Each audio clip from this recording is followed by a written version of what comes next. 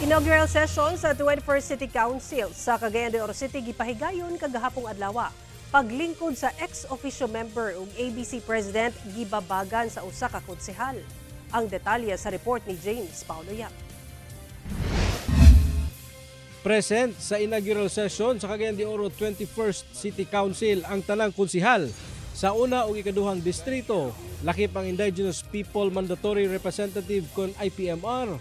Present sab anaasab si Barangay Gusa Kapitan ug ABC President Marlo Tabak. Si Tabak ang mulingkod isip ex-officio member sa konseho. Hulip sa nabakante nga pwesto ni kanhi ABC President ug karon Councilor Yan Lamlim. Apan nahimong hisgutanan sa konseho ang pagkumpirma kang Tabak isip ex-officio member dihang gibabagan kini sa kanhi kauban nga si Konsehal Lim. The complaint is that to take him out of the being a vice president.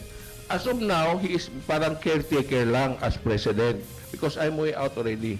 The reason why is one, he issued barangay check, his own capacity, rediscount without the proper approval from the barangay council. Apan wala kini makapugong kang Kapitan Marlo Tabak sa pagtambong sa sesyon sa konseho. Galing sa iyang post, nanumpa pa kini isip ABC President at ubangan ni Cagayan de Oro City Mayor Rolando Uy.